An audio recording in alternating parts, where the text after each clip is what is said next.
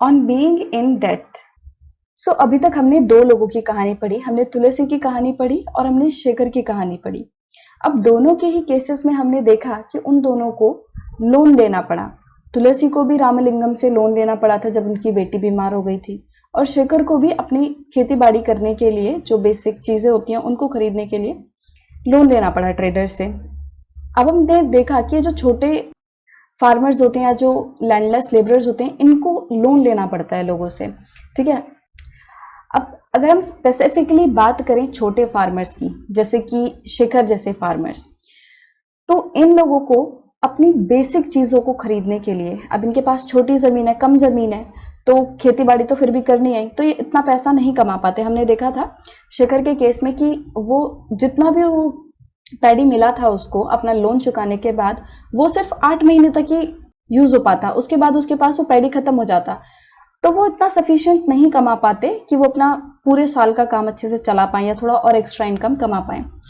तो इसलिए उनको लोन लेना पड़ता है ताकि वो बेसिक चीजें जैसे कि सीड्स हो गए, फर्टिलाइजर हो गए, पेस्टिसाइड हो गए, तो ऐसी चीजें उन्हें खरीदनी होती है। तो इन चीजों को खरीदने के लिए उन्हें लोन लेना पड़ता है। अब ये जो लोन है वो किसी बैंक से जाकर नहीं लेते, वो ज्यादातर मनी लैंडर्स से ये लोन लेते हैं। अब आप बोलोगे कि ये बैंक में जाके लोन क्यों नहीं लेते, मनी लैंडर्स के पास ही क्यों लोन लेते हैं। हमने देखा था कि शेखर जैसे फार्मर्स को बहुत ही ज्यादा एक्सप्लॉइटेशन का सामना करना पड़ता है जब वो मनी लैंडर्स से लोन लेते हैं, तो ये बैंक क्यों नहीं जाते। अब देखो होता क्या है कि ज्यादातर जो लोग होते हैं गांव में वो इतने ज्यादा पढ़े लिखे नहीं होते, ठीक है, तो इसलिए उन्हें बैंक से लोन लेना थोड़ा दिक्कत वाला काम लगता है। दूसरा, कुछ लोगों की ऐसी मानसिकता होती है, ऐसी सोच होती है कि उन्हें लगता है कि बैंक से जब वो लोन लेने जाएंगे तो बहुत झंझट होगा, बहुत सारे कागजात प्रिपेयर करने पड़ेंगे, तो 10 दिन बैंक के चक्कर लगाने पड़ेंगे, तो बहुत मेहनत का काम होगा, तब जाके कहीं पैसा मिलेगा, तब जाके बैंक हमें लोन देगा। तो कुछ ये भी चीज होती है, लोगों की ऐसी थिंकिंग होती है, तो इस वजह से भी कुछ लोग बैंक से नहीं लेते। और नॉर्मली कुछ लोगों को इतनी नॉलेज भी नहीं होती कि किस तरह बैंक से लोन लेना है, या फिर इतनी ज्यादा नॉलेज भी नहीं होती। इस चक्कर में वो सिर्फ मनी लेंडर से ही लोन लेते हैं ज्यादातर।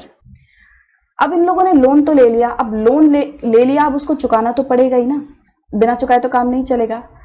अब चुकाने का एक माध्यम क्या है उनके पास, एकमात्र तरीका वो है कि ये लोग अपनी जो भी खेती बाड़ी करेंगे, जो भी इनकी फसल उगेगी उसको बेच के, वो भी इन्हीं को बेच के अपना लोन सेटल कर लेंगे। बट प्रॉब्लम ये आती है कि हर बार ये जरूरी नहीं होता कि जो भी वो फसल उगाएंगे वो अच्छी ही उगे, हर बार बारिश अच्छी हो और फसल अच्छी आए, ऐसा जरूरी नहीं होता। तो कभी कभी ऐसी अनसर्टेन कंडीशन भी हो जाती है कि मान लो कभी कोई सीड की क्वालिटी जो है वो अच्छी नहीं निकली, तो जब सीड अच्छा नहीं होगा तो फसल भी अच्छी नहीं आएगी, या फिर किसी पेस्ट ने अटैक कर दिया क्रॉप पे, मतलब उनमें फसल में कीड़े लग गए, या फिर किसी साल बारिश ही नहीं हुई, या फिर किसी साल हद से ज्यादा बारिश हो गई, तो इन कारणों से जो पूरी क्रॉप है उसका फेलियर हो सकता है, पूरी क्रॉप बर्बाद हो सकती है। तो जिस वजह से उन्हें इतनी क्रॉप नहीं मिलेगी कि वो अपना लोन सेटल कर पाए। अब जब वो लोन सेटल नहीं कर पाते तो उनकी दिक्कत है वो और भी ज्यादा बढ़ जाती है। अब क्योंकि एक फार्मर को अपनी फैमिली को तो चलाना है, फैमिली का तो पेट भरना है, तो पैसा उनके पास है नहीं, जो भी क्रॉप होनी थी, जो भी उनको लोन सेटल करना था, तो वो कर नहीं पाए, जिस वजह से उन्हें अपनी फैमिली के सर्वाइवल के लिए कभी कभी क्या होता है कि और लोन लेना पड़ जाता है। मतलब एक तो पहले से ही कर्ज में दबे हुए हैं और उस वजह से और भी उन्हें लोन लेना पड़ रहा है, उसके ऊपर भी और पैसा लेना पड़ रहा है उन्हें। और ऐसे ही करते करते धीरे धीरे क्या होता है कि ये जो लोन का अमाउंट है वो इतना ज्यादा हो जाता है कि चाहे तुम कितनी फसल उगा लो, कितना ही वो कर लो, वो जो फार्मर है, वो जो लेबरर है, वो अपने लोन को सेटिस्फाई कर ही नहीं पाता, उसको सेटल कर ही नहीं पाता, इतना ज्यादा अमाउंट वो बढ़ जाता है।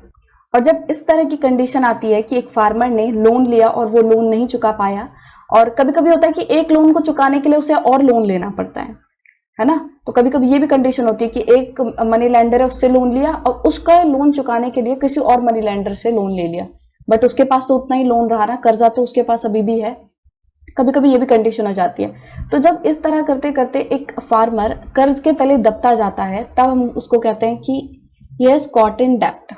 This is when we can say that they are caught in डेप्ट, कि जब वो कर्ज में एकदम दब चुके हैं, कर्ज में फंस चुके हैं। और इसलिए जो कर्ज है ये हमारे फार्मर्स की एक बहुत ही बड़ी प्रॉब्लम बन चुका है। आपने देखा भी होगा, अगर आप न्यूज वगैरह देखते होंगे तो बहुत सारे लोग कहते रहते हैं कि फार्मर्स का लोन माफ कर दो, फार्मर्स का कर्ज माफ कर दो, इस तरह की बात होती है। और ऐसा क्यों कहा जाता है, क्योंकि उनके जो भी लोन सेटलमेंट है वो किस पर बेस्ड होती है, उनके क्रॉप पर। और कभी कभी ऐसा होता है कि उनकी क्रॉप ही अच्छी नहीं हो पाती, तो उनके पास कोई ऑप्शन ही नहीं बचता कि वो अपना लोन पे कर पाए, तो इसलिए उनकी बहुत ज्यादा बुरी हालत हो जाती है। और कभी कभी इस कर्ज के तले फार्मर्स अपनी जान भी ले लेते हैं। In some areas this has also resulted in many farmers committing suicide. तो कभी कभी क्या होता है कि वो फार्मर जो है वो इतना परेशान हो जाता है, उसको कोई रास्ता नहीं दिखता, उसको सिर्फ सुसाइड ही एक मात्र रास्ता दिखता है। Now let's talk about Ramalingam and Karuthamma. Ramalingam कौन है? वही जो बड़ा जमींदार है जिसके पास 20 एकड़ जमीन है, और करुथम्मा रामलिंगम की वाइफ है। तो हमने देखा था कि जो तुलसी है वो रामलिंगम के खेतों में काम करती है, और उनके पास कितनी जमीन थी? 20 एकड़ जमीन थी रामलिंगम के पास। अब इनके पास सिर्फ जमीन नहीं है, जमीन के अलावा भी इनके पास और भी तरीके हैं कमाने के। Ramalingam's family owns a rice mill and a shop selling seeds, pesticides, etc. तो रामलिंगम की फैमिली के पास एक राइस मिल भी है, जिसमें शेखर ने बताया था ना कि वो रामलिंगम की राइस मिल में काम करता है। तो रामलिंगम की फैमिली के पास एक राइस मिल भी है और एक शॉप है, एक दुकान है जिसमें वो सीड्स, पेस्टिसाइड्स ये सभी चीजें बेचते हैं। अब राइस मिल को सही से चलाने के लिए कुछ पैसा तो वो खुद का यूज करते हैं और कुछ पैसा वो गवर्नमेंट बैंक से बोरो करते हैं। अब यहाँ देखो, ये किसी और मनी लेंडर से जाके बोरो नहीं कर रहा। Now Ramalingam is borrowing from the government bank, वो बैंक से जाके बोरो कर रहा है। और जब तुम बैंक से बोरो करते हो तो तुम्हारी एक्सप्लॉइटेशन इतने नहीं होती, रेट ऑफ इंटरेस्ट भी सही रहता है, इतना ज्यादा नहीं होता।